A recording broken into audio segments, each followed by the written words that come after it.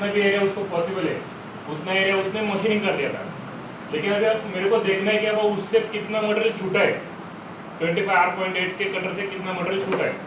Okay, तो उसके लिए मैं क्या कर देता हूँ, फिर से स्टॉक मॉडल में जाता हूँ। ओके,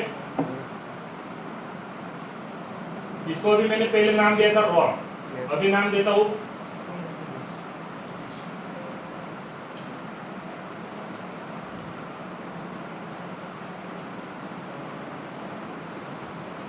मतलब मैंने क्या नाम दे दिया आफ्टर 25R.8, मतलब कि बाबा मैं इस नाम से जब पढ़ूंगा तब मेरे को स्टॉक मॉडल के बारे में पता चलेगा कि बाबा ये मेरा 25R.8 का जो कटर है उसके बाद जो मटेरियल बचा है वो मैं यहाँ देख रहा हूँ। ओके, तो अभी जो मैंने किसके ऊपर चलाया था स्टॉक मॉडल, रॉ के ऊपर, यहाँ मैंने क्लिक कर दिया तो मेरे को स्टॉक मॉडल का रेफरेंस में दे सकता हूँ, जो पहला वाला मेरा रॉ मटेरियल है रॉ। उसके बाद ये सोर्स ऑपरेशन कौन सा टूल पर चलाया था, ये वाला टूल पर चलाया था, और उसको बोल देता हूँ मैं ओके। तो सॉफ्टवेयर क्या करेगा, बैकग्राउंड में कैलकुलेशन करेगा और मेरे को बता देगा कि भाई इस मटेरियल के ऊपर जब आपने ये टूल पर चलाया तो मेरा ये इतना मटेरियल रह सकता है या इतना मटेरियल निकल चुका है। ओके, तो ये देखो यहाँ से तुम उसको देख सकते हो कि कितना मटेरियल तुम इससे निकाल चुके हो और कितना बचे है। इसको अगर मैं थोड़ा सा ट्रांसपेरेंट कर देता हूँ, यहाँ नीचे आ जाएगा ना, तो यहाँ ट्रांसपेरेंट करने के लिए ऑप्शन है सबसे बॉटम में, ये देखो ऐसे ट्रांसपेरेंट करके आपको पता चल जाएगा कि ये मेरा एग्जैक्ट जो मॉडल है वो है और इसके ऊपर ये मेरा मॉडल बचा है। ओके, तो ये प्रोसेस आप लिख लो, नहीं तो प्रैक्टिस कर लो।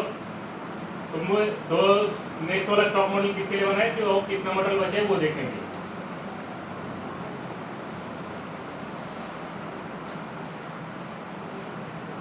ओके,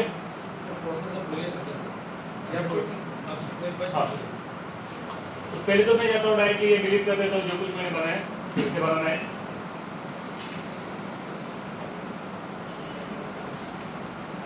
फिर ये मेरा एग्जैक्ट रॉ मटेरियल है पहले वाला। सर ये जो प्रोसेस है, हाँ, इस प्रोसेस को हम कहेंगे कि rest material, rest stock material. हाँ,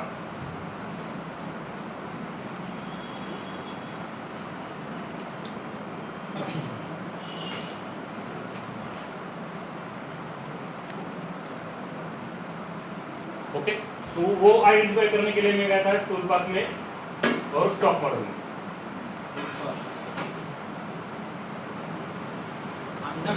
स्टॉक मॉडल, हाँ,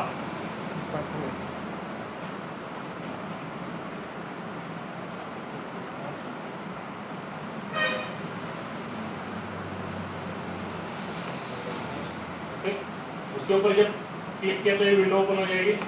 तो फर्स्ट है अपना स्टॉक डेफिनेशन, इसमें मैंने इसका नाम दे दिया जो कुछ मुझे एक्चुअली आइडेंटिफाई के लिए डालना है। विंडो में सर, विंडो के अंदर क्या क्या रहेगा? ये विंडो के अंदर स्टॉक डेफिनेशन में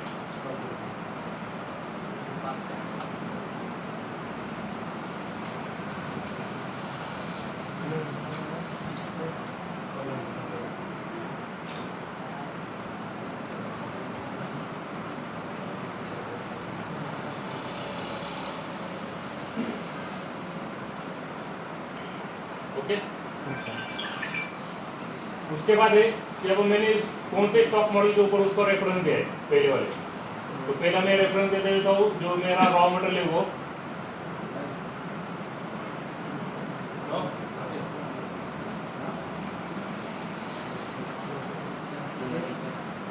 ओके,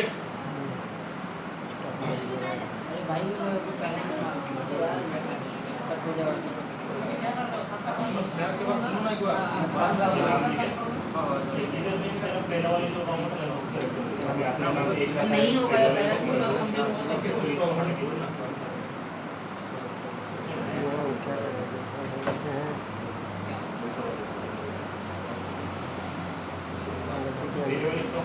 हमारा पूरा हैंग कर गया।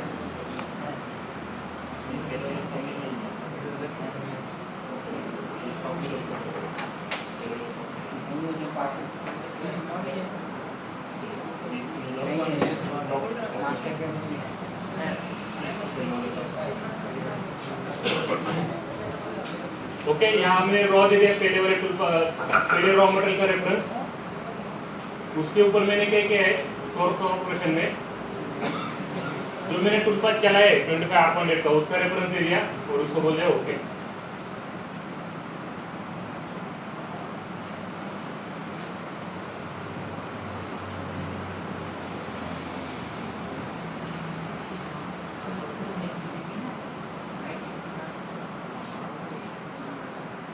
तो ये मेरा रॉ मटेरियल बन गया जो आफ्टर 25 R.8 का। ओके,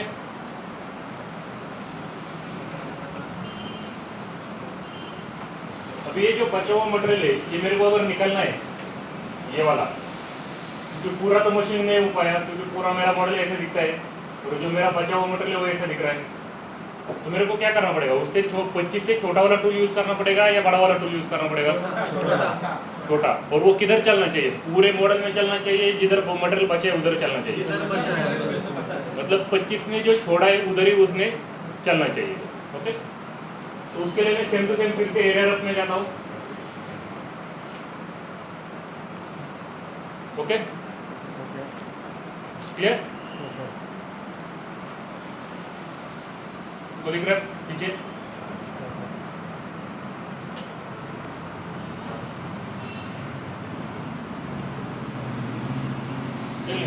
प्रैक्टिस के टाइम उसको देखिए।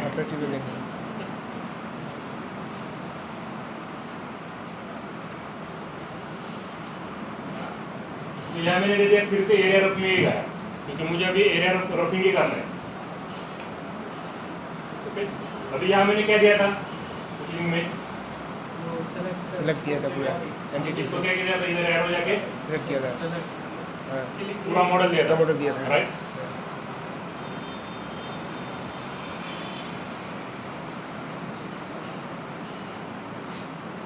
इसके बाद उसको कितना मटेरियल रखा था फिनिशिंग के लिए?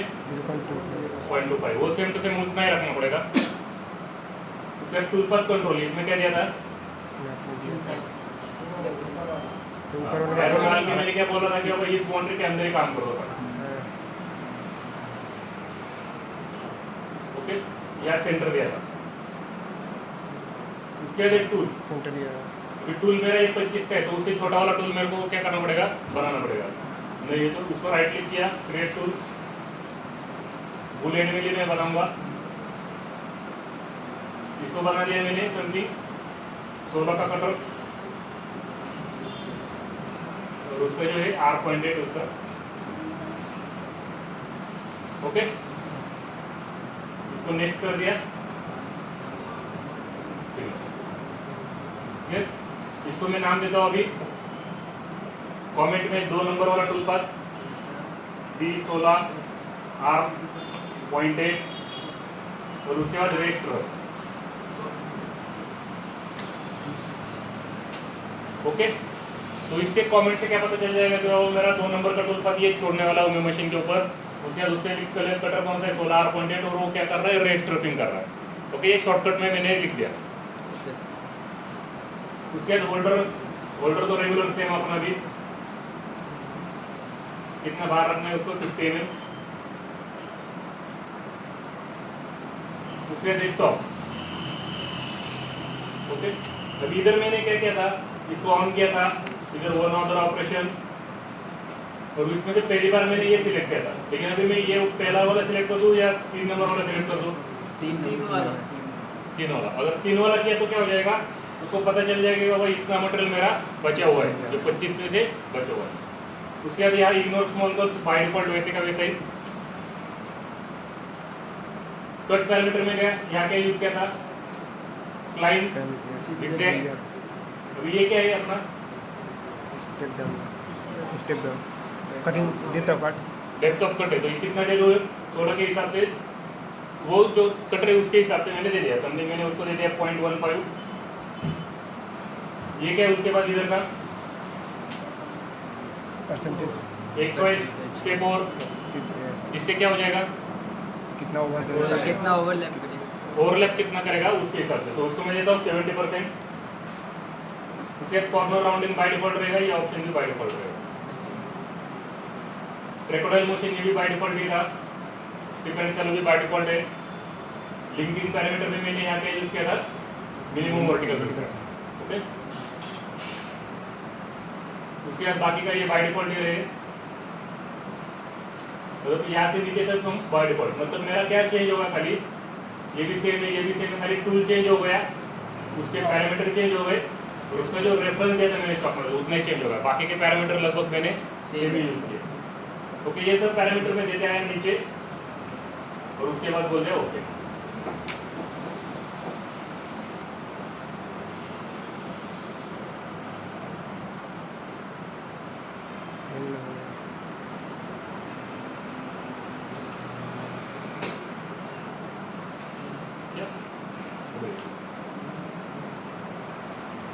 ये क्या होगा, देखो जितना एरिया छोटा बचा है उतने एरिया में ही चला होगा,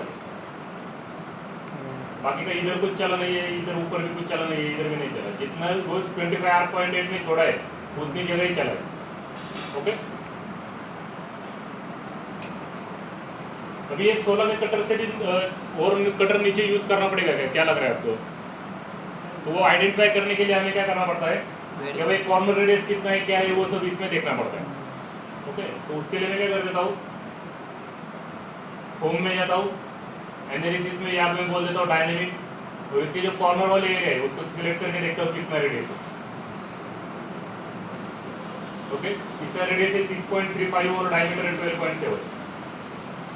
ओके, तो इसमें पूरा मटेरियल निकाला रहेगा क्या उसके अंदर का, मतलब अगर समथिंग में मेरा 16 का डायमीटर है, तो सॉरी 12R.7 का डायमीटर है रेडियस, इसके अंदर अगर मैं 16 का कटर लगाता हूँ तो वो क्या करेगा, बीच में कुछ ना कुछ मटेरियल छोड़ देगा। ओके, अगर मैं 12 के छोटा कटर लगाता हूँ तब वो प्रॉपरली सब मशीनिंग कर पाएगा। ओके, तो मुझे क्या करना पड़ेगा, और एक टूल चलाना पड़ेगा या इतना ही काफी है? और एक चलाना पड़ेगा, मतलब मैं क्या कर सकता हूँ, 12 का यूज किया तो मेरा सब लगभग निकल जाएगा। ओके, तो अभी इससे जो मटेरियल बचा है वो देखने के लिए मुझे क्या करना पड़ेगा?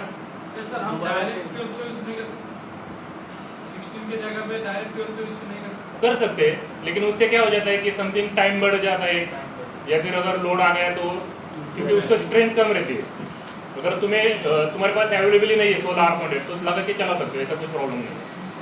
ओके, तो मुझे वो फिर से मटेरियल देखने के लिए मुझे क्या करना पड़ेगा, स्टॉक मॉडल में जाओ, इधर मैं अभी नाम क्या देता हूँ,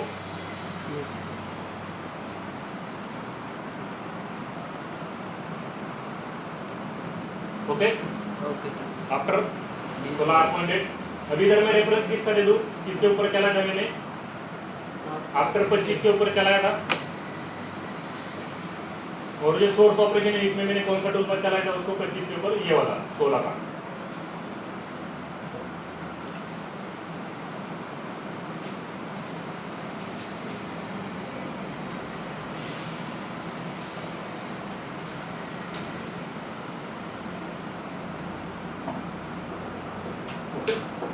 तो भी देखो इसमें और इसमें आपको डिफरेंस दिखाई देगा, एक मेन रॉ मटेरियल, उसके बाद 25 का R.8, उसके बाद उसमें छोड़ा हुआ मटेरियल, उसके बाद 16 का कटर, और उसके बाद 16 के कटर में छोड़ा हुआ मटेरियल। तो यहाँ देखो, यहाँ आपको डिफरेंस पता ही चलेगा इधर, ये जो ये आफ्टर 25 R.8 का है, और ये मेरा आफ्टर 16 का है। ओके, तो अभी ये निकालने के लिए मुझे फिर से क्या करना पड़ेगा, एरिया रफ, फिर से सेम टू सेम पूरा मॉडल दे दिया,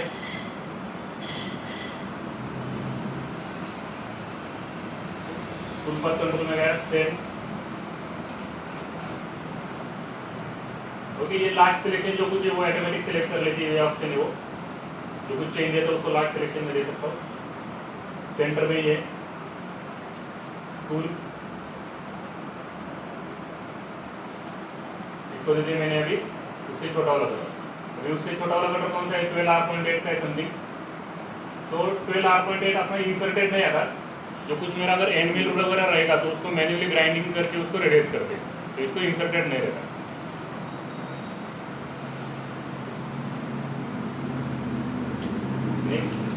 फिनिश, इसको फॉर्मेट में क्या रहेगा, 3 नंबर वाला टूल बार D12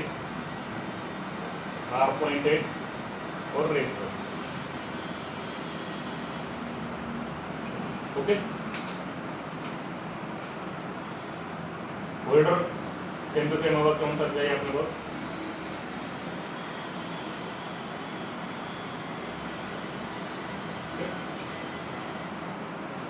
स्टॉक में गया, अभी इधर में कौन सा दे दूं रेफरेंस उसको?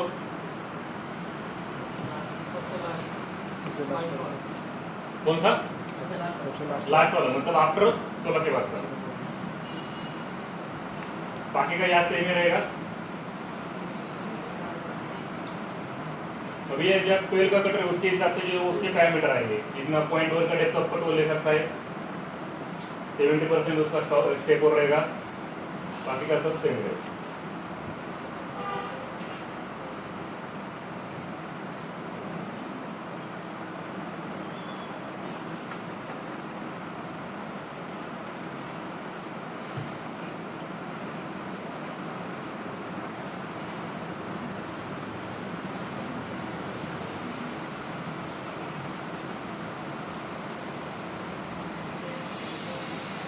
ओके, तो इसमें क्या करते हैं, जो बचा हुआ मटेरियल है उतनी जगह ही चला जाता है।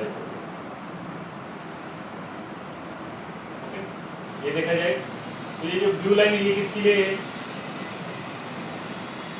कलर कोड देख रहे हैं, ये क्या एग्जैक्ट मशीनिंग, मतलब मटेरियल कट होने वाला है।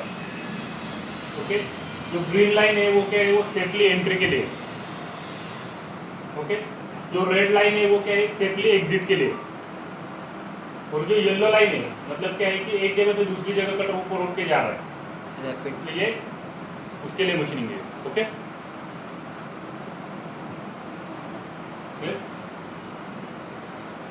तो लगभग अभी इससे हम मेरा सब मटेरियल निकल गया रहेगा, लेकिन फिर भी देखना है मेरे को, अगर फिगर मटेरियल बचा है क्या कुछ, तो मैं फिर से स्टॉक मॉडल बना सकता हूँ।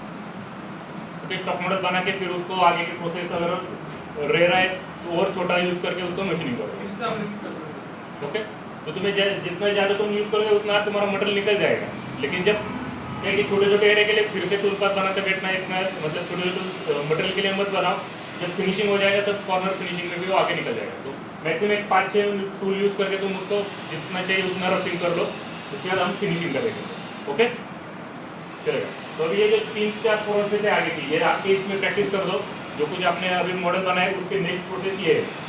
ओके।